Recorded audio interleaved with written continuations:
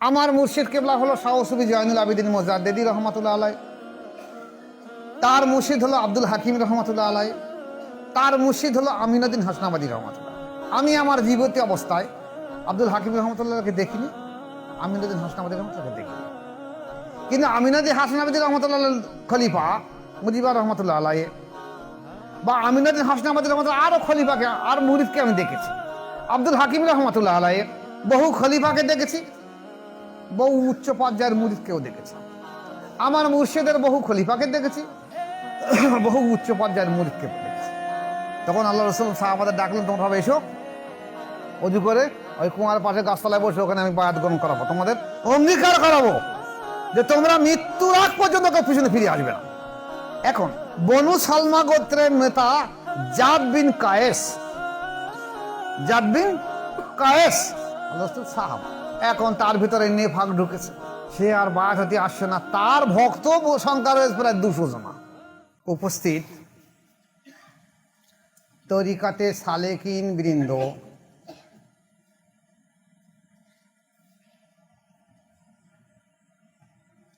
আজকেকার একটা বিশেষ আলোচনা থাকবে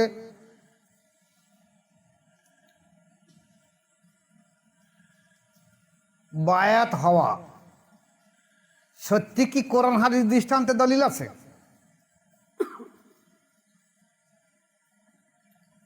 সাহাবাদের জমানায় কি সত্যিকারের বায়াত ছিল? আল্লাহ রসুলের জমানায় ছিল?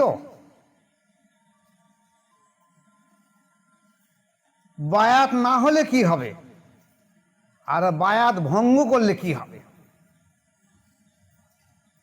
কোরআন কি বলছে, হাদিস কি বলছে? কোরআন শরীফে সে বিসমিল্লাহির রহমানির রহিম, ইন্নাল্লাযীনা ইউবাইউনাকা ইন্নামা ইউবাইনুল্লাহা ইয়াদুল্লাহি ফাওকা আইদিহিম ইলাল আখির। একটা বড় এই আয়াতে আল্লাহ পাক কোরআনের এই তরজমায় বলছে যে হে রসুল, যারা আপনার কাছে মুরিদ হচ্ছে বা বায়াত হচ্ছে,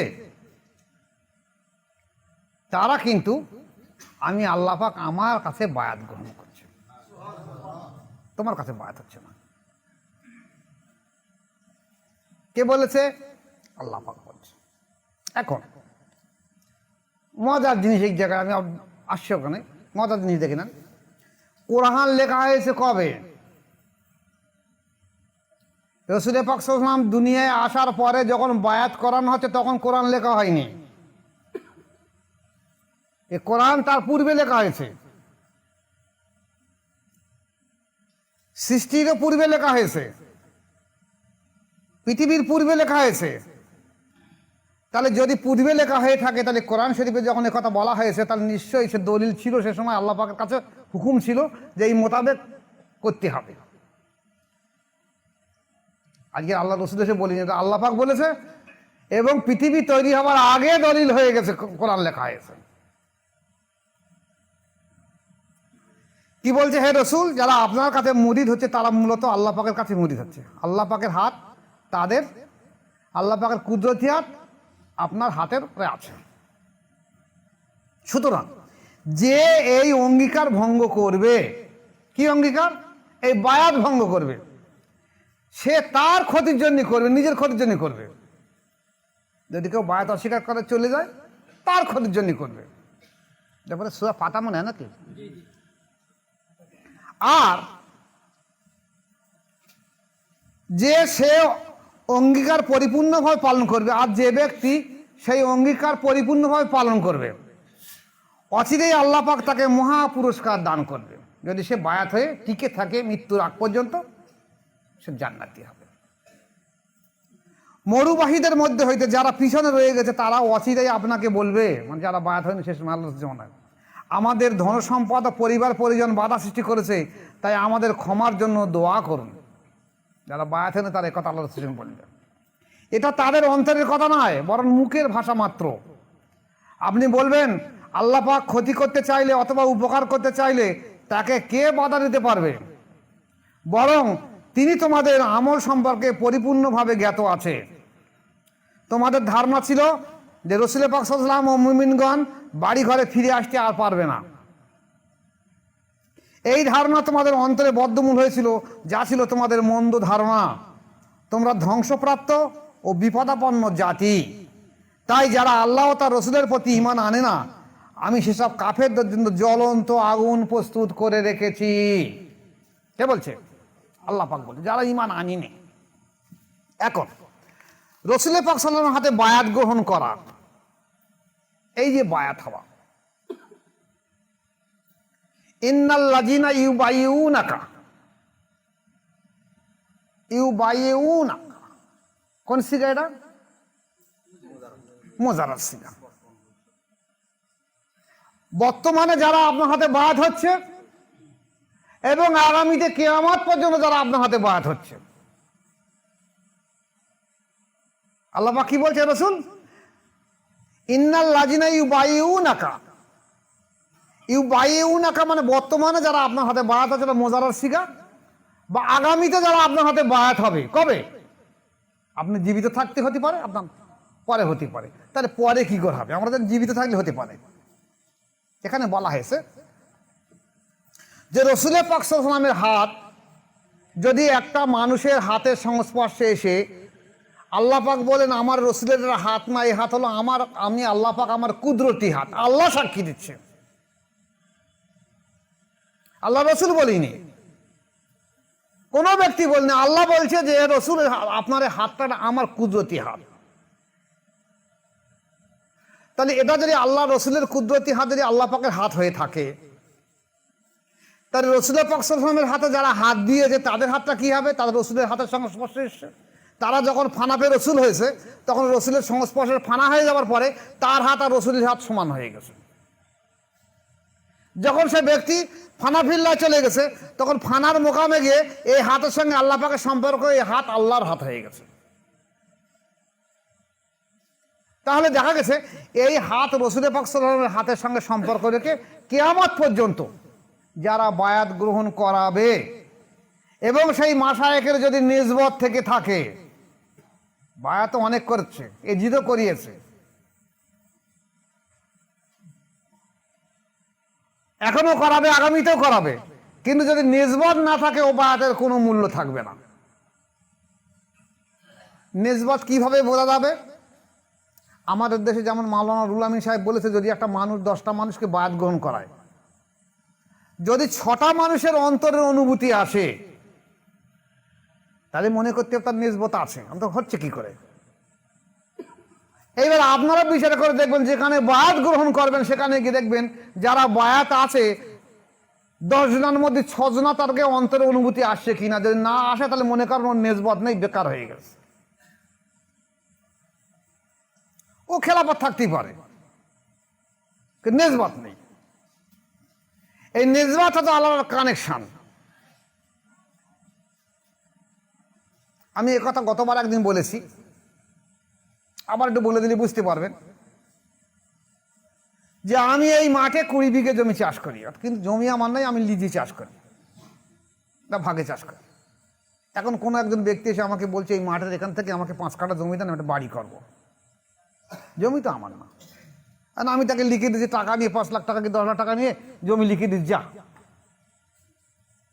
একটা স্ট্যাম্প পেপার লিখে দিচ্ছে এই ধারে 5 কাঠা জায়গা দিয়েছে, কিন্তু ওদের তো গ্রান্টেড হবে না, কারণ জমি তো আমার নেই, আমার জমি না, তার দেবো ঘর থেকে। ঠিক নিসবত তেমনই, এই নিসবত এমন ভাবে উঠে গেছে আজকের বিশ্ব থেকে। দেখবেন অন্য অনেক জায়গায় বায়াত গ্রহণ করতে এই কথা বলছে, তুমি বায়াত হচ্ছে আমার কাছে, তবে এই কথা চিন্তা ভাবনা করবে, আমার বাপ আমার দাদা তার ওসিলা করে বলবে যে তোমার কলবে ফয়েজ আসুক। আমার দাদা পীর বা আমার চাচা পীর তাদের ওসিলা করে আমার কলবে ফয়েজ আসুক। আমার ক্ষমতা নেই, আমার সম্পত্তি নেই, আর একজনের সম্পত্তি আমি দেবো কি করে?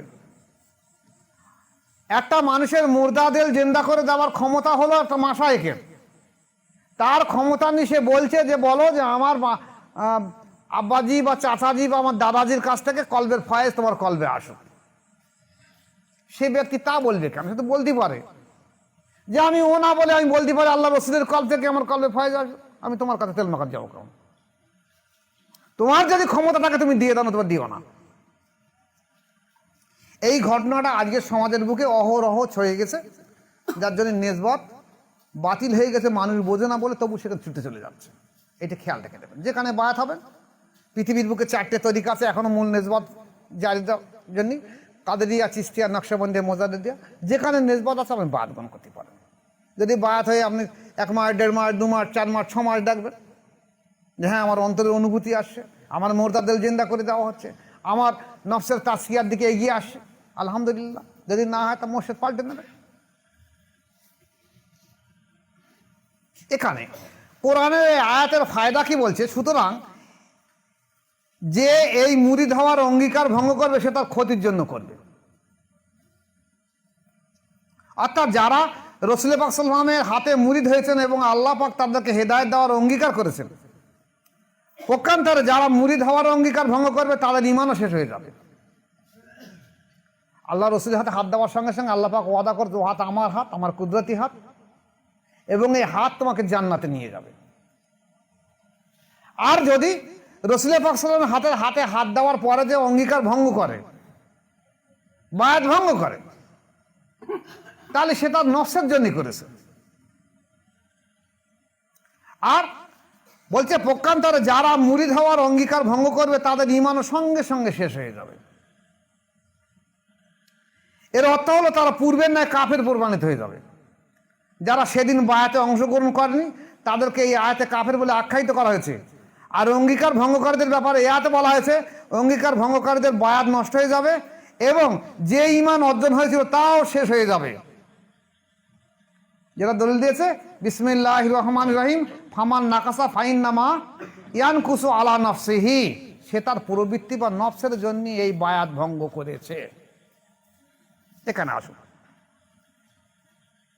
আমি আমার জীবনে আমার মুর্শিদ কেবলা হলো শাহ সুফি জয়নুল আবেদিন মোজাদ্দেদি রহমাতুল্লাহ আলাই, তার মুর্শিদ হলো আব্দুল হাকিম রহমাতুল্লাহ আলাই, তার মুর্শিদ হলো আমিনুদ্দিন হাসনাবাদী রহমাতুল্লাহ আলাই। আমি আমার জীবিত অবস্থায় আব্দুল হাকিম রহমতুল্লাহকে দেখিনি, আমিনুদ্দিন হাসনাবাদী রহমতুল্লাহকে দেখিনি।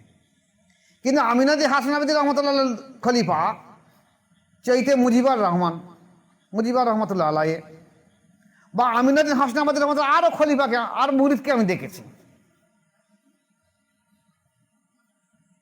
আব্দুল হাকিম রহমতুল্লাহ আলাইয়ের বহু খলিফাকে দেখেছি, বহু উচ্চ পর্যায়ের মুরিদকেও দেখেছি। আমার মুর্শিদের বহু খলিফাকে দেখেছি, বহু উচ্চ পর্যায়ের মুরিদকে দেখেছি। আমার জীবনে ধারণা হয়েছে কি, বহু মানুষ এসেছে বায়াত গ্রহণ করেছে, যেমন আমিনুদ্দিন হাসনাবাদী রহমতুল্লাহ কাছে, আব্দুল হাকিম রহমতুল্লাহ কাছে, আমার মুর্শিদের কাছে। দুটো একটা কথা বলে বুঝতে পারবেন। আব্দুল হাকিম রহমতুল্লাহ একটা ঘটনা বলি। 1993 সালে তখন আমি বাংলাদেশে যাই, সাতক্ষীরা। আমার মুর্শিদ কেবলা রহমতুল্লাহ আমার কাছে ছিলেন। আমাকে বলেছেন, বাও খোকা, তুমি এই খানকা শরীফে থাকবে, আমার কাছে থাকবে, আমার থেকে বাইরে বার হবে না। আমি বললাম কেন? বলো ও তুমি এখন বুঝবে না, তোমার সঙ্গে পরে বলবো। কিছু একটা গোপন করতে চাচ্ছে। তো আমার তখন কম বয়স হলে কিরকম হয়, একটু উশৃঙ্খল মতন হয়।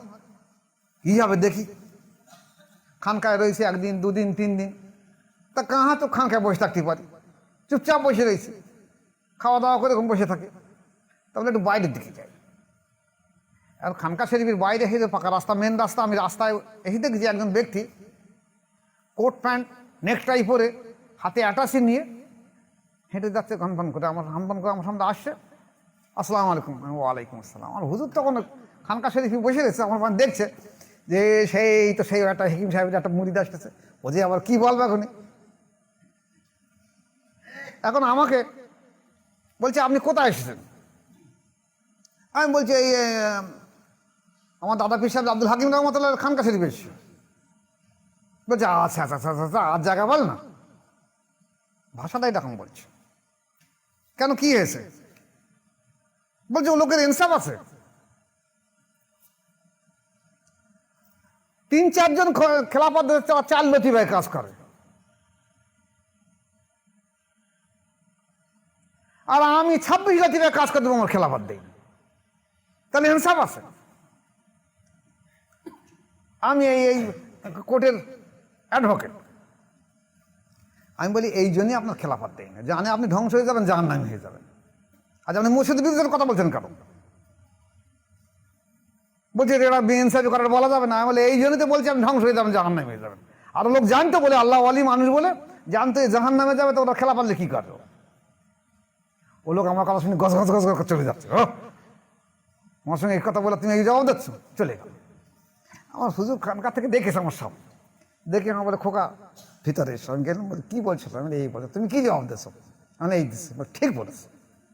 এইসব শয়তান কিছু কি আছে বাচ্চা থেকে মসজিদের কাছে? বলে আমি তোমাকে বাইরে বাড়াতে বলি না কেন, এরকম শয়তান এখানে ভর্তি হয়েছে হাকিম সাহেবের কাছে। যারা বায়াত হয়েছিল এই শয়তান এখানে আশেপাশে ভর্তি রয়েছে। তাদের কাজ হলো একটা মানুষ ইমান আনলে তারা ইমান আনতে দেবে না। এবং এই শয়তান আমার দাদা পীর সাহেব, মানে উনি বলছেন আমার দাদা পীর সাহেব আমিনুদ্দিন হাসনাবাদীর আমাদের ওখানে হয়েছে। এখানে গিয়ে দেখি তাই।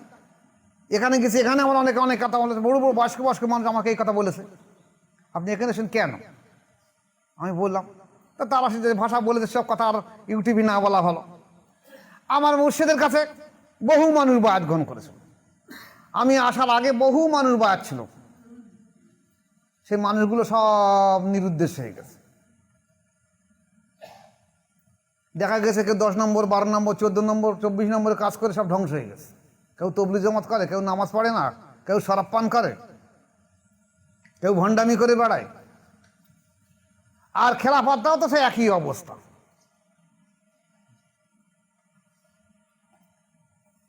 তাহলে দেখা গেছে এদের কারণটা কি? এদের ভিতরে অন্তরে নেফাক ছিল, নফসের আম্মারা চরিত্র সংশোধন হতে গেলে কমই ছিল। এখন আপনি বলতে পারেন নফসে আম্মারা চরিত্র সংশোধন না হলে তাহলে একটা মসজিদকে খেলাফত দিল কি করে, বা উপরের দিকে ওঠে কি করে? এই ঘটনা ইউটিউবে বলা সম্ভব নয়, অনেক কিছু থাকে জিনিস, ভাবের ঘরে করতে হয়। মনে করা হয় অনেক সময় যে মানুষটা উপরের দিকে যাক একটু আউমাউ করছে, দেখি যদি কিছু পরিবর্তন হয়, তা হবে কি করে? আল্লাহ পাক যার তকদির দেখেছে খারাপ।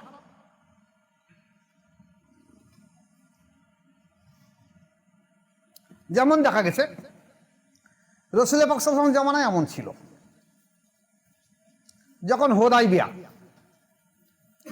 মদিনা থেকে রাসূল পাক সাল্লাল্লাহু আলাইহি ওয়াসাল্লাম বলেন যে আমি উমরা শরীফে যাব, চতুর্দিকে ইলহাম করে দাও। এখন তো আমাদের মনে তো বাঙালির ব্যাপার না, কাঁটালিয়ার ব্যাপার না। তখন ঘোড়ায় চড়ে যেতে হবে 200 কিলোমিটার 300 কিলোমিটার 500 কিলোমিটার দূরে একজনের মুরিদের বাড়ি, সব ঘোষণা হয়ে গেল। এখন মক্কা থেকে মদিনার দূরত্ব হলো 400 কি 500 কিলোমিটার, 480 বোধ হয়। তাই 500 কিলোমিটার দূরত্ব তো সব একসঙ্গে এসে হাজির হতে পারবে না। তা আল্লাহ রাসূল বলেন দেখো তোমরা এখান থেকে যে যেখান থেকে আছে এসে গিয়ে এই হুদাইবিয়া বলে একটা কুয়া আছে, ওটা মক্কার কাছাকাছি, ওই কুয়ার ওখানে সব পৌঁছে যাবে, আমরা ওখান থেকে সারিবদ্ধভাবে মক্কা শরীফে যাব, চতুর্দিকে সব ওখানে হাজির হয়ে যাবে, আর মদিনায় আসতে হবে না। ইতিহাস বলছে 1700 জন মুরিদ, আল্লাহ রাসূল 1700 জন মুরিদ ছিল সে সময়, ওমরার জন্য বেরিয়েছে। হুদাইবিয়ার ওখানে গেলে যাবার সঙ্গে সঙ্গে একজনকে পাঠিয়ে দিলাম, তুমি যাও মক্কা শরীফে যাও, ওখানে যারা গণ্যমান্য ব্যক্তি আছে তাদেরকে বলো যে আমরা উমরার জন্য এসেছি, আমরা 3 দিন জিয়ারত করবো, তাওয়াফ করবো, আমরা ফিরে চলে যাব, তোমরা 3 দিন কোনো বাধা দিও না আমাদের। এ কথা গিয়ে ওখানে গণ্যমান্য ব্যক্তিদের সঙ্গে সঙ্গে বললো, ওরা বলছে না হুকুম দেওয়া হবে না, আমাদের এখানে মক্কায় ঢুকতে দেবো না, তোমাদের তো মক্কা থেকে তাড়িয়ে দিছি, আবার মক্কায় কি তোমাদের মক্কায় ঢুকতে দেওয়া হবে না। তখন রাসূল সাল্লাল্লাহু আলাইহি ওয়াসাল্লাম করলেন কি, হযরত উসমান রাতানু, উনি মক্কার বড় দানশীল ছিলেন, বড় বংশধরের ওনার, যে তুমি যাও গিয়ে দেখো তোমার সে ধন সম্পত্তি, তুমি ধনী মানুষ ছিলে এবং তোমার বংশধররা অনেক বড় দানশীল ছিলে, তাদের সঙ্গে কথাবার্তা বলে যদি 2 থেকে 3 দিনের মতন আমাদের হুকুম নেওয়া হয়, তাহলে আমরা 3 দিনকে চলে আসবো। আমাদের কাছে তলোয়ার নেই, আমরা এহরাম বেঁধে এসেছি। যেখানে বলা হয়েছে যে মক্কার মানুষ, মদিনার মানুষ, ওই এলাকার মানুষ ওদের খাপে তলোয়ার রাখতো, তা আমরা তো তলোয়ার নিয়ে আসিনি, আমরা তো খালি হাতে এসেছি, তা আমাদের ভয়ের কি? আমরা তো লড়াই করতে আসিনি। আমরা কোরবানির জন্য উট ভেড়া দুম্বা এনেছি, আমরা তওয়াফ করব, জবাহ করব, কোরবানি করব, আমরা ফিরে চলে যাব। এখন ওসমান রাদিয়াল্লাহু যখন গেলেন, সঙ্গে সঙ্গে শয়তানি ফাতনা, তো শয়তান বিভিন্ন রকম জিনিস ছড়িয়ে দিলে কিছু ব্যক্তি এসে বললো যে ওসমান রাদিয়াল্লাহু শহীদ করে দিয়েছে। মক্কার মানুষ ওসমান রাদিয়াল্লাহু শহীদ করে দিয়েছে, এই কথা শোনার সঙ্গে সঙ্গে সাহাবারা সব রুখে দাঁড়ালো। এত বড় সাহস মক্কার মানুষের যে আমাদের সাথীকে শহীদ করে দিল, আমরা গেছি তো, আমরা যাচ্ছি ওমরার জন্য। আল্লাহ রাসূলকে বললেন আপনি তৈরি হন লড়াইয়ের জন্য, যাই হবে, আমরা যদি একটা দেহ না ফিরে যাই মদিনায়, না যা, কিন্তু মক্কাবাসীকে আমরা একটাও ছেড়ে দেবো না। তখন আল্লাহ রাসূল সাহাবাদের ডাকলেন, তোমরা সবাই এসো, অজু করে ওই কুয়ার পাশে গাছতলায় বসে ওখানে আমি বায়াত গ্রহণ করাবো, তোমাদের অঙ্গীকার করাবো যে তোমরা মৃত্যুর আগ পর্যন্ত কেউ পিছনে ফিরে আসবে না। সবাই বসলো, অজু টজু করে বসে গেল, বায়াত করালেন, তওবা পড়ালেন। এখন এখানে প্রশ্ন আসবে যে আরে তো আগে তওবা পড়েছে, বায়াত আবার এখন তওবা পড়ার কি দরকার পড়েছে? এর কারণ আছে। এই কারণটা বুঝতে গেলে আপনার সময় লাগবে, কারো 5 বছর লাগতে পারে, কারো 10 বছর লাগতে পারে, কারো 50 বছর লাগতে পারে। আর না হলে আমার মতন রাতের ঘুম হারাম করে দিয়ে পাশোপাশ করতে হবে, তাহলে আল্লাহ পাক হয়তো আপনাকে বুঝ দিতে পারেন। যদি কোনোদিন আমার পর্যায়ে আসে তাহলে বুঝিয়ে আসবেন, তো বুঝিয়ে আসবে না। তবু যতটা ভাঙার, আপনাদের বুঝির জন্য যতটা ভাঙার সম্ভব হয় ততটা কিছু ভেঙে দিয়ে দিচ্ছে। বায়াত গ্রহণ করার পরে মানুষ তো রক্তে মাংসে করা মানুষ, তার ভিতরে নফসের ধোঁকা আসতে পারে। যে সময় বায়াত হয়েছিল সঙ্গে সঙ্গে রাসূল পাক সাল্লাল্লাহু আলাইহি ওয়াসাল্লাম হাতের হাত দেওয়ার সঙ্গে সঙ্গে তার ভিতর থেকে শয়তান পালিয়ে গেল।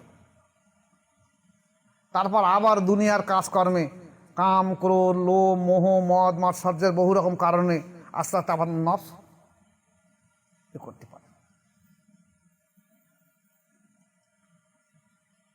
তা হুজুর পাক সাল্লাল্লাহু আলাইহি ওয়াসাল্লাম বায়াত নেওয়া হবে, অঙ্গীকার নেওয়া হবে, ফের বায়াত হলেও ফের অঙ্গীকার নেওয়া হবে, দেখা যাক কারা এই দাঁড়িয়ে থাকতে পারে।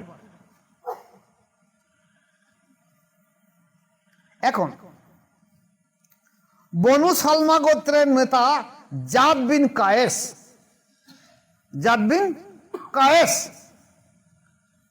আল্লাহ সাহাবা, এখন তার ভিতরে নেফাক ঢুকেছে, সে আর বায়াত হতে আসছে না। তার ভক্ত সংখ্যা রয়েছে প্রায় 200 জনা। তারা তাদের নেতা মনে করে, নেতা যদি আসে তাহলে আমরা যাব। নেতাও বলছে কি আমার সেই লাল রঙের উটটা হারিয়ে গেছে, তাই খুঁজতেছি, তোরা একটু খুঁজে খুঁজে দে। আসলে বায়াত হব না এখানে, যদি যাই আমরা খালি হাতে, আর মক্কাবাসীরা তো তলোয়ারে বসে রয়েছে, আর আমরা যাচ্ছি খালি হাতে, তা কেউ তো আর মদিনায় ফিরে আসবে না, তো যতটাই এড়িয়ে থাকা যায়। এরা টকবক করে ফুটছে লড়াই যাওয়ার জন্য, যে আমরা ওসমান রাতের বদলা না নে ফেরবো না, তাই যদি শহীদ হয়ে থাকে সব শহীদ হয়ে যাব। আর এরা এই বাহানা করে যে আমার উট হারিয়ে গেছে বলে খোঁজাখুঁজি আরম্ভ করছে, বায়াত হচ্ছে না, বারবার তাকিয়ে দেওয়া চাইছো, বায়াত হয়ে যাও, বায়াত হয়ে যাও, আমার উটটা আমি পাই আগে, তারপর দেখি। আর ওর সঙ্গে 200 ব্যক্তি, তারা বলে ঠিক আছে আমাদের দলের সর্দার যদি বায়াত হয় তাহলে আমরা হব। এই 200 ব্যক্তি বায়াত হলো না। এদের ব্যাপারে আল্লাহ পাক গজব নাযিল করেছে, যে এরা জাহান্নামী হবে। একদিকে তারা বায়াতকে অস্বীকার করলো, আর দ্বিতীয় দিক দিয়ে তাদের ভেতরে মুনাফিকি ছিল বলে তারা এই সময় বায়াত না হয়ে পালিয়ে গেল অভিনয় করে। এ সম্পর্কে কোরআন বলছে বিসমিল্লাহির রহমানির রহিম, অমাল্লাম ইউমিন বিল্লাহি ওয়া রাসূলিহি ফাইন ফাইন না আতার না লিল কাফিরিনা সাইরা, বলছে যারা আল্লাহ ও তার রসুলের প্রতি ঈমান আনেনি, আমি সে কাফেরদের জন্য জ্বলন্ত আগুন প্রস্তুত করে রেখেছি। কে বলছে? আল্লাহ পাক বলছে। অর্থাৎ যারা রসুল পাক সাল্লাল্লাহু আলাইহি ওয়াসাল্লামের হাতে মুরিদ হয়ে ঈমান গ্রহণ করেননি, তারা কাফের হওয়ার কারণে জাহান্নামের আগুন তাদের জন্য প্রস্তুত রাখা হয়েছে। লক্ষণীয় বিষয় হলো, ইসলাম পূর্ব কাফেরদের ইমানি সততা প্রমাণের জন্য বায়াত হওয়ার প্রয়োজন হতো। তুমি যে ঈমান এনেছো তার প্রমাণ হলো তুমি বায়াত হও, তাহলে বোঝা যাবে তুমি ঈমান এনেছো কি না এনেছো। কিন্তু মুসলমান হওয়ার দাবি করা সত্ত্বেও যারা বায়াত হয়নি তাদেরকে সতর্ক করে বলা হয়েছে যে তোমাদের ঈমান গ্রহণের সত্যতা প্রমাণিত, তোমরা যে ঈমান এনেছো সেটা সঠিক নয়। এটা বায়াত হওয়ার পরে যখন ফের বায়াত হলো না, তখন বলা হলো তোমরা যে বায়াত হতো সঠিক বায়াত হওনি, ওটা মুনাফিকি রেখে বায়াত করছে। যে কারণে তোমরা বিগত যুগের কাফেরদের মতো রয়ে গেছো, তাই তোমাদের জন্য জাহান্নাম অপেক্ষা করছে। আর যারা বায়াত হয়নি তারা জাহান্নামী, আর যারা বায়াত হওয়ার পরে ফের আল্লাহ রসুলের কাছে বায়াত হুকুম দেওয়ার সঙ্গে সঙ্গে বায়াত গ্রহণ করেননি, এরাও জাহান্নামী। এমনইভাবে এখনো যদি কেউ রসুল পাক সাল্লাল্লাহু আলাইহি ওয়াসাল্লামের এই আমলের উপর ভিত্তি করে মুরিদ হন, তাহলে সে ব্যক্তিকে হেদায়েত দেওয়ার জিম্মাদার আল্লাহ পাক হবেন ইনশাআল্লাহ। তার হেদায়েত কে দেবে? আল্লাহ পাক দেবে যদি কেউ বায়াত গ্রহণ করে। কেননা রসুল পাক সাল্লাল্লাহু আলাইহি ওয়াসাল্লাম আর দুনিয়ায় আসবেন না, কিন্তু তার নবুয়াতের কাজ চালু থাকবে। তিনি আপন উম্মতের হাক্কানি পীর মাশায়েখদের উপরে কাজের জিম্মাদারি রেখে গেছেন। কে? আল্লাহ রসুল। তাই বলছেন আল উলামাউ ওয়ারাসাতুল আম্বিয়া, আলেমরা হলো নবীর ওয়ারিস।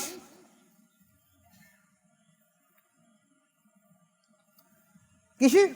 নবীর ইলমের ওয়ারিস।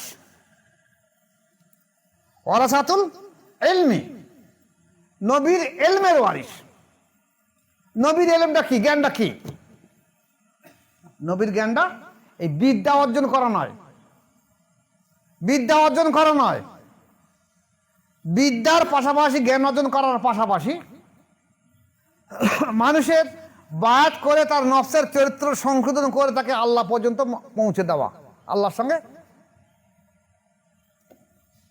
দিদার করে দেওয়া, এটা হলো নবীর কাজ। এই ইলম, এই জন্য আল্লাহ রাসূল বলছে যে আল ইলমু ইলমানে, ইলম দুই প্রকার। একটা হলো জবানি ইলম, যেটা পরিচয় সদ্য যে তুমি হাফেজ, কারি, মাওলানা, মুফতি। আর একটা ইলম হলো কলবি, যেটা আসল ইলম। আল্লাহ রাসূল বলছে এটা আসল ইলম, কলবি ইলম, যে ইলমের মাধ্যম দিয়ে আল্লাহ এবং আল্লাহ রসুলকে চেনা যায়, কোরআন এবং হাদিস বোঝা যায়। তাহলে যদি কোনো ব্যক্তির এই ইলমে কলবি ইলম না থাকে, জীবনে সে কোরআন আর হাদিস বুঝতে পারবে না। তাই আমার মুর্শিদ কেবলা মাঝে মাঝে আমাকে বলতো, তখন আমি প্রথম বায়াত হয়েছি, বলছে খোকা আমি একটা আলিম দেখলাম না যে আলিম কোরআন হাদিস বোঝে। আর আমার তখন বিরাট রাগ হতো। খুব বেশি লেখাপড়া জানে না, কিন্তু এত বড় বড় কথা বলে, এরকম মনে করতাম। কিন্তু যখন ও লোকের সঙ্গে কোরআন হাদিস নিয়ে আলোচনা করতাম, তখন দেখা গেল এত পাণ্ডিত্য, যে পাণ্ডিত্য মানুষ আর আমি দেখিনি কাউকে। পরবর্তীকালে আল্লাহ পাক আমাকে যখন বুঝ দিল, আমিও দেখলাম যে সত্যিকারের আলেমের অভাব। যারা আছে ওই পেট পকেটি আলেম, মাদ্রাসা করে করে খাওয়ার আলেম, মানে মানুষ যে সৎ পথে হোক এ নয়, মানুষের মাথায় টুপি পরিয়ে আমি করে খাবো, তোরা জাহান্নামে যাবে, তা তোরা যাবে, আমার তাতে কি যাস। এই পদ্ধতি ঘটে গেছে। তাই রসুল পাক সাল্লাল্লাহু আলাইহি ওয়াসাল্লাম ইলমের সম্পর্কে আল্লাহ রসুল বলছে আল ইলমু ইলমানে, ইলম দুই প্রকার। উনি নিজে বলে ইলম দুই প্রকার, একটা কলবি ইলম, এটাই আসল ইলম। এবং ওনার সাহাবারা সেটা করিয়ে গেছে। এমনকি চারটে তরিকার যে ইমাম মালিক রহমতুল্লাহ আলাইহি বলেছেন যে প্রত্যেকটা মানুষের 10টা লতিফা শিকার ফরজে আইন, কলবু সেরকপি আকফানস আবাতস খাকবাদ, আর বাকিগুলো নফল। তাহলে এই শিক্ষা ফরজে আইন হওয়ার পরেও দেখা যাচ্ছে আজকে আমাদের দেশের আলেম ওলামারা যারা লেখাপড়া শিখে তারা বলছে বায়াতের আর প্রয়োজন নেই। তাহলে সাহাবারা ভুল করেছে, অলিয়ারা ভুল করেছে, 4 ইমাম ভুল করেছে, 4 তরিকার ইমাম ভুল করেছে, 4 শরিয়াতের ইমাম ভুল করেছে।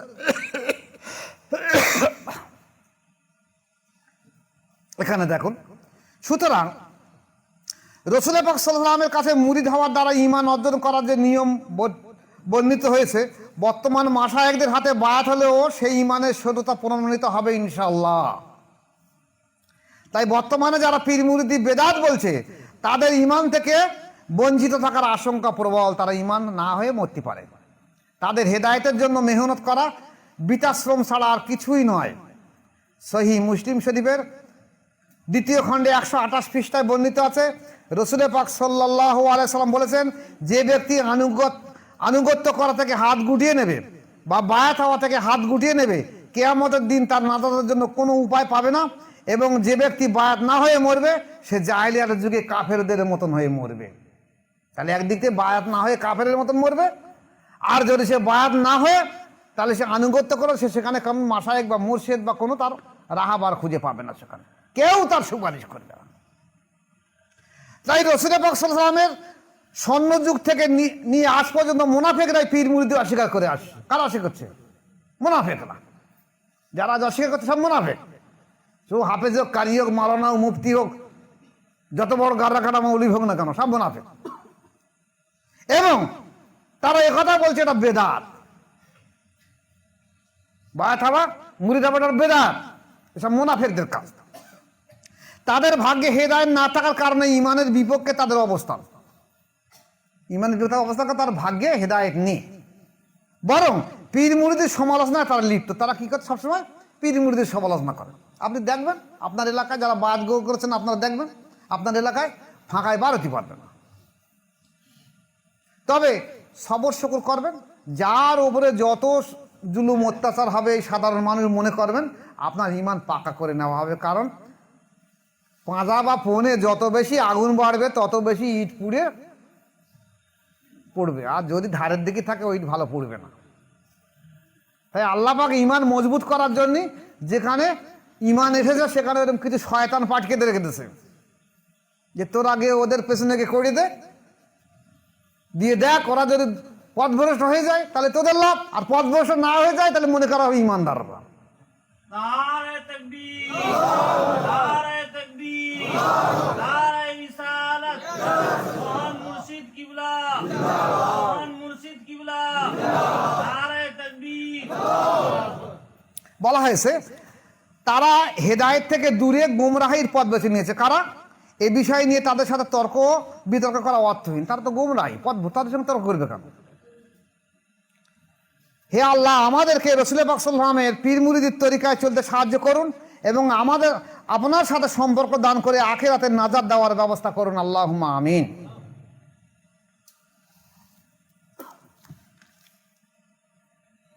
এখানে দেখা যাচ্ছে হযরত ইবনে আব্বাস রাদিয়াল্লাহু বলেছেন যে রসুল পাক সাল্লাল্লাহু আলাইহি ওয়াসাল্লাম বলেছেন, যদি কেউ তার শায়েখ থেকে কোনো অপছন্দনীয় বিষয় দেখে, শায়েখের কোনো অপছন্দনীয় বিষয় দেখে, তবে সে যেন ধৈর্য ধারণ করে। কে বলছে? আব্বাস রাদিয়াল্লাহু বলছে, ইবনে আব্বাস রাদিয়াল্লাহু বলছে। কারণ যে ব্যক্তি মুসলমানদের দল থেকে অর্ধ হাত দূরে সরে যাবে, তার মৃত্যু জাহেলিয়াতে বেঈমানদের মতন হবে। বুখারী শরীফের 2য় খণ্ড 1045 পৃষ্ঠা। যদি তার মাশায়েখের কোনো ভুল ভ্রান্তি দেখে, সবর করে বা নিজে সংশোধন বলে সংশোধন করে দেবে। যদি না সংশোধন করে তাহলে মনে করবে তোমার ভুল, মাশায়েখের ভুল নয়, তুমি চুপ হয়ে যাবে। আর নতুবা তুমি কিন্তু বেঈমান হয়ে বলে যাবে। অপর এক হাদিসে এসেছে যে ব্যক্তি দল থেকে বের হয়ে যাবে, অর্থাৎ সে মুরিদ হওয়ার যে অঙ্গীকার করেছিল তা থেকে বের হয়ে যাওয়ার চেষ্টা করবে, যদিও তা নগণ্য বিষয় হোক না কেন। সেদিকে ইশারার অর্থ অর্ধ হাত দূরে সরে যাওয়ার কথা বলা হয়েছে বুখারী শরীফের 2য় খণ্ড। তাহলে এখানে দেখা যাচ্ছে যদি কোনো ব্যক্তি বায়াত গ্রহণ করে মুর্শিদের দিকে কোনো রকম খারাপিয়াত কটাক্ষ করে বা চিন্তা ভাবনা রাখে, তাও কিন্তু বায়াত হয়নি এইটাই প্রমাণ হবে। যারা বায়াত না হয়ে জাহান্নামী হয়েছে, আরও বায়াত হয়েও জাহান্নামী হবে। সে 1 লতিফার মুরিদ হোক, 10 লতিফার মুরিদ হোক, আর পীরের খলিফা হোক না কেন, তার তো নফস আছে। যার কারণ স্বরূপ আমি গতকাল বলতে চাচ্ছিলাম যে ইসলাম এবং ঈমান টিকিয়ে রাখা খুব কঠিন। এই রেসালাত টিকিয়ে থাকা খুব কঠিন। বায়াতের মাধ্যম দিয়ে মানুষ মুসলমান হয়ে জান্নাতি হতে পারে, কিন্তু এই রিসালাত বহন করা টিকিয়ে রাখা খুব কঠিন কাজ। ভালো করে খেয়াল করবেন, কারবালার প্রান্তরে হোসেন আতানু শহীদ হবার আগ পর্যন্ত বহু মানুষ সেখানে ছিল কারবালার প্রান্তরে। এরা হয় আল্লাহ রসুলের কাছে বায়াত ছিল, নয় আবু বকর সিদ্দিকের কাছে বায়াত হয়েছিল, নয় ওমর ফারুকের কাছে, নয় ওসমান গনির কাছে, নয় আল্লাহ কাছে, নয় হাসান রাতানোর কাছে, নয় হোসেন রাতানোর কাছে। না হলে হোসেন রাতানো যে কুফায় পাঠিয়ে দিয়েছে মুসলিম রাতানু, হোসেন রাতানু আনুকূল্যে 40,000 জন বায়াত হয়েছে তার মধ্যে লোক। তাহলে তারা সব ছিল বায়াত গ্রহণ ব্যক্তি। কিন্তু যখন কারবালায় লড়াই হলো, সেই ময়দানে দেখা যাচ্ছে কারা লড়াই করতে আসলো, তারা প্রত্যেকেই বায়াত ছিল। বরঞ্চ ইতিহাসে এমন সাক্ষী দিচ্ছে সেই কারবালার প্রান্তরে অনেক ব্যক্তি বায়াত হয়নি, ইহুদি খ্রিস্টান নাসারা বা পৌত্তলিক অন্য কওমের, তারা এ সহ্য করতে পারেনি। যেটা কত বড় শয়তান লোক, যে তোদের নবীর বংশজাত তোরা মাথা কাটার জন্য যাচ্ছিস।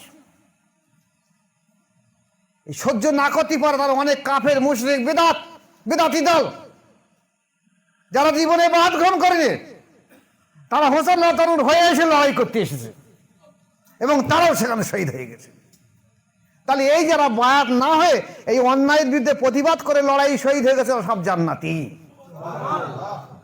আর যারা লড়াই করতে এসেছে তারা সব জাহান্নামী। তোরা সব বায়াতই ছিল। ভালো করে খেয়াল রেখে দেবেন, আমাদের জমানায় এগুলো ঘটবে। যখন রসুল পাক সাল্লাল্লাহু আলাইহি সাল্লাম এই হুদায়বিয়ার এবার চুক্তি হলো, মানে বড় ইতিহাস যাচ্ছি না, চুক্তি হলো। চুক্তি দেখা যাচ্ছে অধিকাংশ সাহাবা বলছে এই চুক্তি আমরা মানবো না, আমরা লড়াই করে যাবো না, ওসমান রাদিয়াল্লাহু শহীদ করেছে আমরা মেনে নেবো না। রসুল পাক সাল্লাল্লাহু আলাইহি ওয়াসাল্লাম বলে দেখো চুক্তি হয়ে গেছে, আমরা এই বছর যাব না, আগামী বছরে যাব, সেই চুক্তি মোতাবেক যাওয়া হবে। কিন্তু সাহাবারা বলছেন না, এত কষ্ট করে আমরা মদিনা থেকে এসেছি, আমরা লড়াই করতে যাব না, ওমরা করতে আসবো, এহরামে তো বেঁধেছি, কাপড় তো রয়েছে, আমরা কোনো কিছুর পরোয়া করে যাওয়া হবে। রসুল পাক সাল্লাল্লাহু আলাইহি দ্বিধায় পড়ে গেলেন। এরা তো বলছে কথাটা সম্পূর্ণ ঠিক, কিন্তু কি করা হবে? উনি তাঁবুতে চলে গেলেন, গিয়ে ওনার স্ত্রী থাকলেন, মনে হচ্ছে সালমা রাতন, মনে হচ্ছে উম্মে সালমা বলে মনে হচ্ছে আমার। গেলেন, ওনার স্ত্রী বলেন আপনাদের মনটা খুব দুশ্চিন্তাগ্রস্ত কেন? বলছে দেখো এই অবস্থা, কি করা যাবে, কোন পদ্ধতি করা যাবে? ওনার স্ত্রী বলে আপনি এক কাজ করুন, এরা তো আপনার কথা মানছে না, এরা যেটা বলছে সম্পূর্ণ ঠিক বলছে, যে আমাদের সাথী একটা শহীদ করে দিয়ে দেবে আর আমরা ফিরে যাবে, এটা মেনে নেওয়া যাবে না। তা আপনি যখন বলছেন আপনি কাজ করুন, আপনি তাঁবু থেকে বেরিয়ে যান, গিয়ে 2 রাকাত নামাজ পড়ুন, পড়ে মাথা মুন্ডন করুন, করে আপনার এই বাহনটাকে জবাই করে দেন, উট বা দুম্বা ভাড়া এনেছেন, দিয়ে আপনি আপনার উঠে সওয়ার হয়ে আপনি মদিনায় হাঁটা আরম্ভ করুন। দেখবেন আপনার সাথীরা তখন আপনার অনুসরণ করতে বাধ্য হবে। কথাটা ভালো লাগলো। উনি সঙ্গে সঙ্গে তাঁবুতে বাইরে এসে উনি 2 রাকাত নামাজ কায়েম করেন, নিজে মাথা মুন্ডন করিয়ে কোরবানি করে দিয়ে উনি বলছেন আমি বেরিয়ে যাচ্ছি, তোমরা চলে আসে। এইবার সাহাবারা চিন্তা করলে সমস্যা করছে, রসুল যখন বলেছে কি করা যাবে, তাড়াতাড়ি ঝমাঝম সব নামাজ পড়ে ঝমাঝম মাথা মুন্ডন করে জবাই করে দে, ওই ভেবে রেখে দে চাষিকিচ্ছে রসুলের সঙ্গে চলো।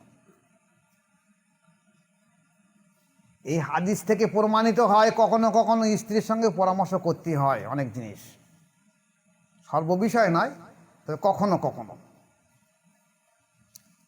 এবং এই যে দ্বন্দ্ব ছিল, এই দ্বন্দ্বটা বৈধ ছিল, এটা অবৈধ নয়। কিন্তু যারা বায়াত হয়নি ওরা অবৈধ হারাম কাজ করেছে। ঠিক তদ্রুপ যদি প্রয়োজন পড়ে কারোর এই আকীদা বিশ্বাস হয়ে থাকে যে আমার ভিতরে অনেক ভুল ভ্রান্তি হয়ে গেছে, সে ইচ্ছা করে আবার মুর্শিদের কাছে তওবা পাঠ করে বায়াত হতে পারে। একই মুর্শিদের কাছে। এটা হাদিস থেকে সাবিত এসে বুজুর্গণের দিনও সাবিত দিয়েছে। সে গুনাহে কবিরা করেছে। যদি মুর্শিদ বলে যাও বায়াত হতে হবে না, ঠিক আছে যাও, বা মুর্শিদ তার তাওয়াজ্জ ফায়েজ দিয়ে যদি দেখা যায় তার লতিফাগুলোকে সতেজ করে দিয়ে দেয়, বা অন্তরকে আবার আল্লাহর দিকে রুজু করে দিতে পারে, তাহলে আলহামদুলিল্লাহ। যদি বলে না বায়াত হয়ে যায়, ফের তাকে বায়াত হতে হবে।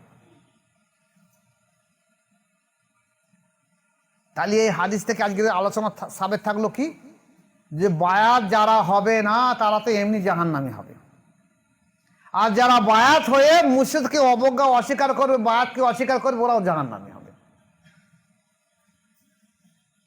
এবং যদি বলা হয় আমরা বুঝবো কি করে, হ্যাঁ আপনি যদি বেঁচে থাকবেন তারা মরার আগে দেখে যাবেন, বহু মানুষ এরকম থাকবে। কারণ আমি আমিনুদ্দিন হাসনাবাদী রহমতুল্লাহের বহু মুরিদকে দেখেছি, আব্দুল হাকিম রহমতুল্লাহের বহু মুরিদকে দেখেছি, আমার মুর্শিদের বহু মুরিদকে দেখেছি। যারা এই পাঁচ লিপ খেয়েছে তাদের শেষ পরিণতি কি হয়েছে আমি বলবো না, নামগুলো বলা ঠিক নয় আমার পক্ষে। বহু ব্যক্তি আমি জানি, কারণ ওই 3-4 পুরুষের কথা বলতেছে। আর আমার পরের ঘটনাগুলো আমি আর বলতে পারতেছি না, তাই আমি নোট করে লিখে রেখে যাচ্ছি। যদি আল্লাহ পাক আপনাদেরকে তৌফিক দেয়, আমার পরবর্তীকালে আমার এই ওসিয়াতগুলো নোটগুলো দেখে নেবেন, যে আমি কার কার বিষয়ে কি লিখে গেছি। বন্দুকের গুলি ফটকাবে, কিন্তু এই গুলি ফসকাবে না, কারণ এটা আল্লাহ পরে তো হুকুমের উপরে আমি লিখে রেখে যাচ্ছি।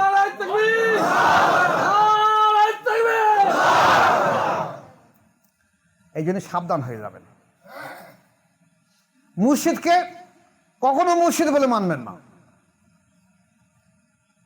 মুর্শিদকে আজকেকার জামানায় আপনি আপনার নায়েবে নবী বলে মেনে নেবেন, তাহলে আপনার পক্ষে সহজ হবে তরিকায় টিকে থাকা। আর যদি আপনি মুর্শিদকে মুর্শিদ মনে করেন, এই ফোনলার ছেলে ফোনলা, তা ও আবার মুর্শিদ তো আমি মুর্শিদ বলবো, কেউ বলে আব্বা তো আমি বলবো, কেউ বলে বাপ তো আমি বলবো, আমার সবক পাঠে ঠিক আছে, ঠিক আছে। মুর্শিদকে নায়েবে নবী বলে মেনে নেবেন। হাদিস শরীফ এসেছে যে বনি ইসরাইল বংশের এমন অনেক নবী এসেছে, আল্লাহ রাসূলের মধ্যে তাদের থেকে আমার উম্মতের অনেক ব্যক্তির দরজা সমান অনেক বেশি। তারা কারা?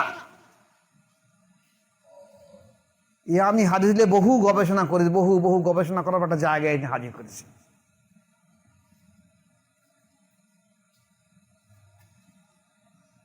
সেরহিন্দে যাবেন, গিয়ে দেখবেন সেরহিন্দ থেকে 70 কিলোমিটার দূরে বলা সভ্যতায়, সেখানে গিয়ে দেখবেন যে 13 থেকে 23 জন নবীর মাজার আছে।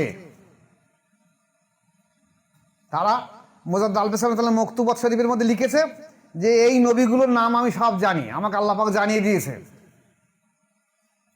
এদের অধিকাংশ একটা মুরিদ, সব থেকে বেশি হল 2টো মুরিদ একার জন্য। এদের কম, এদের এলাকার মানুষ এত জুলুম অত্যাচার করেছে যে ওরা পালিয়ে এসে এই বনে, এই সেরহিন, এই হিন্দুস্তানের এই বাঘেদের জঙ্গলে ওরা এসে আত্মগোপন করে রয়েছে, এবং এখানে মারা গেছে, এখানে তাদের দাপন কাপন হয়ে গেছে। তাহলে একটা নবীর যদি এই অবস্থা ঘটে থাকে, আপনি আসুন নবীর জামানায় নূহ আলাইহিস সালামের ছেলেরা ওনাকে মানি না, লূত আলাইহিস সালামের স্ত্রী ছেলে মেয়েরা ওনাকে মানি না।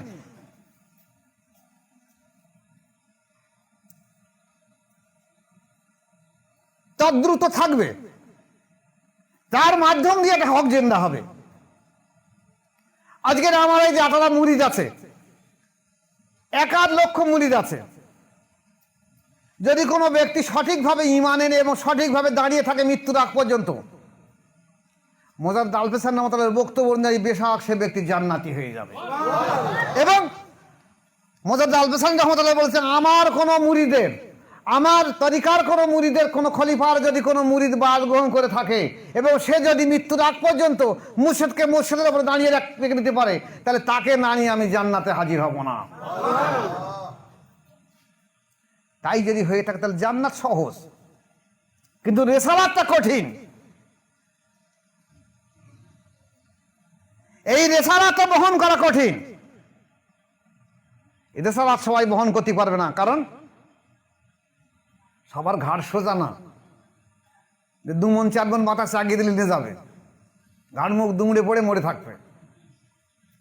আল্লাহ যাকে ইচ্ছা করবে তাকে দেবে, আবার আল্লাহ তাকে ইচ্ছে কথা ধ্বংস করে দিয়ে দেবে। আমার মুর্শিদ কেবলা বলতো যে খোকা জহুর শুনে রেখে দাও, যে আল্লাহ যদি তোমার চুল ধরে উঁচু করে, সারা দুনিয়ার মানুষ যদি তোমার পা ধরে ঝুলে পড়ে, তো কেউ কিছু করতে পারবে না, তুমি উঁচু হয়ে যাবে। আর আল্লাহ যদি তোমার ঘাড় ধরে বসিয়ে দেয়, আর সারা দুনিয়ার মানুষ যদি তোমার ঘাড় ধরে উঁচু করে, কেউ কিছু করতে পারবে না। এটা আল্লাহ পাকের ইচ্ছা। তা আল্লাহ যদি কোনো ব্যক্তিকে মূল রেসালাত দিয়ে, বেলায়েত দিয়ে, কামালত দিয়ে পাঠিয়ে দিয়ে দেয় যে এর মাধ্যম দিয়ে আমি দিনকে জিন্দা করব, এই ব্যক্তিকেও যারা স্বীকার করবে তারা সব জাহান্নামে ধ্বংসপ্রাপ্ত হয়ে যাবে। আমি আমার জীবিত অবস্থাতে বহু কিছু দেখেছি, আর ইউটিউবের মধ্যে সেসব আর না বলাই ভালো। তবে বলছে এই কথা যে রেসালাত বহন করা কঠিন। মোজাররদ আল-পেশানী রহমতুল্লাহ 10,000 খলিফা রেখে গিয়েছিল, 10,000। এখন এই উপমহাদেশে দেখা যাচ্ছে দুজন ব্যক্তির রেসালাত এখন বহন চলছে, জারি আছে। একটা হলো আদম বিন নুরি রহমতুল্লাহ আলাইহ, একটা হলো ওনার ছেলে মাসুম রহমতুল্লাহ আলাইহ। এই আদম বিন নুরি রহমতুল্লাহ আলাইহ নকশবন্দি তরিকার খেলাফত পেয়েছিলেন। পরবর্তীকালে উনি যখন মোজাররদ আল-পেশানী উপাধি পেয়েছেন, তাই উনি ওনার মুর্শিদের নামের সম্মানার্থে এই নকশবন্দিটাকে নকশবন্দি মোজাদ্দেদি বলেছেন। আসলে এটা নকশবন্দি তরিকা, এটা ভালো করে খেয়াল রাখবেন। আর ওনাকে যে মোজাদ্দেদ আল-পেশানী উপাধি দেওয়া হলো, সেই তরিকা, সেই নেসবতটাই, মোজাদ্দেদ তরিকার নেসবতটা ওনার ছেলে মাসুম বিল্লাহ রহমতুল্লাহকে দিয়ে গেছে। 10,000 খলিফার মধ্যে দুজন টিম করছে কেন? সব গেল কোথায়? মাসুম বিল্লাহ রহমতুল্লাহ 700 খলিফা ছিল, একজন আসার গেল কোথায়? নিসবতটা কোথায়? আমিনুদ্দিন হাসনাবাদের মধ্যে দুজন খলিফা, হাজী রিয়াস আলী খান শাহজাহানপুরী রহমতুল্লাহ বলে 29 জনের খলিফা। আমার ইতিহাসে পেয়েছে, আর আমি কত আছে জানি না। তার মধ্যে মাত্র একটারই আমিনুদ্দিন হাসনাবাদী রহমতুল্লাহর নাম এসেছে, যার নিসবত ছিল। আমিনুদ্দিন হাসনাবাদের মধ্যে দুজনের খেলাফত, আব্দুল হাকিম রহমতুল্লাহ মধ্যে মুজিবা সাহেব। একজনের কাছে নিসবত হচ্ছে আব্দুল হাকিম রহমতুল্লাহ কাছে, এবার নিসবত মুছে গেছে। ওই টুমটুম করে টিমটিমের বাতির মধ্যে জ্বলছে। এরপর আসে আমিনুদ্দিন হাসান, আব্দুল হাকিম রহমতুল্লাহ 39 জন খলিফা। কি রকম আগুন লেগেছে তা কি আর বলি বল না। আমার কাছে বাংলাদেশ থেকে অন্তত কিচ্ছু যদি না হয় 50 জনা পীর সাহেব বাদ গ্রহণ করেছে। এখন আমরা জানি মোজাদের তরিকার মধ্যে কোনো রকম বেদাত থাকবে না, তা মোজাদের তরিকার বহু মাসায়েখ বাদ হচ্ছে এবং হওয়ার পরে বলছে সত্যিতে কল জারি হয়, দেখতে পাচ্ছি এখন। তারা খেলাফত পেয়ে, তাদের মুরিদ আছে, কেউ বলছে আমার 500 মুরিদ, কেউ বলছে আমার 700 মুরিদ, কেউ বলছে আমার 2,000 মুরিদ আছে। কিন্তু আপনি ইউটিউবে বলছেন যে কল জারি হয়, তো আমরা তো বুঝতে পারিনি। এই এখন আপনার কাছে বায়াত হওয়ার পরে, ইউটিউবের মাধ্যম দিয়ে বায়াত হওয়ার পরে এখন তো সত্যিকারে কল জারি হচ্ছে, তাহলে হয় দেখতে পাচ্ছি। তা আমাদের হুজুর, আমাদের মুরিদগুলো তাদের উপরে কী হবে? আমাদের আপাতত এইভাবে চালাও, আর কী করবে না হয় তাদেরকে বাদ করে দিয়ে দাও। তাহলে আব্দুল হাকিম রহমতুল্লাহ আলাইহির যে মোজাদের তরিকার খাস নিসবত, সেই নিসবতে যদি এই আগুন ধরে যায়, তাহলে আর চিশতিয়া কাদের তরিকার কী হবে? তাই দেখা যাচ্ছে মুষ্টিমেয় ব্যক্তি ছাড়া নিসবত মুছে গেছে। আমার মুর্শিদ কেবলা শাহ সুফি জয়নুল আবেদিন মোজাদ্দেদ রহমতুল্লাহ একই অবস্থা দেখেছি। আমার জীবিত অবস্থা সব দেখাতে, সব এটা শোনা কথা নয়। 10 জনকে খেলাফত দিয়েছিল, এই নিসবত কোন তিমিরে চলে গেছে, এখন আপনারা একটু গবেষণা করলে বুঝতে পারবেন। আমার হুজুর বলে গিয়েছিল এবং আমাকে লিখিত দিয়ে গেছিল যে আমার মৃত্যুর পরে খলিফাগুলোর অবস্থা কি হয় খোকা দেখে রেখে দেবে, এবং এটা এই হবে, এটা এই হবে, এটা এই হবে, লিখিত দিয়ে গেছে। সে লিখিত কাগজ আমার কাছে পেয়ে গেছে, এখন খুঁজতে হবে কোথায়, এটা লিখিত দিয়ে গেছে। তাহলে দেখা গেছে বায়াত হয়ে যদি সত্যিকারে টিকে থাকে সে ব্যক্তির জান্নাত সহজ, কিন্তু নিসবত জারি রাখা কঠিন। মুসলিমের এক আধজনের মাধ্যম দিয়ে নিসবত যাবে। এই যে নবীগুলো এসেছে, ওদের এক আধজনের মুরিদ মানে ওখানে নিসবত রয়েছে, ওই এক আধজনের নিসবত বহন করার মতন ক্ষমতা ছিল, কিন্তু তাও রাখতে পারেনি। যদি আল্লাহ পাকের আবার ইচ্ছা থাকে, আমার পরবর্তী প্রজন্ম, আমার যারা মুরিদ থাকবে, আমার সন্তানরা থাকবে, আল্লাহ জানি না কার দ্বারা কি করে রেখে দেবে। আমি তো দোয়া রাখি যে আল্লাহ আমার নিসবতটাকে কিয়ামত পর্যন্ত জারি রেখে দেখ, এবং যার দ্বারা হয় হোক, আমার সন্তানের দ্বারা হোক, অন্য কার দ্বারা হোক, নেসবতটা জারি থাকে।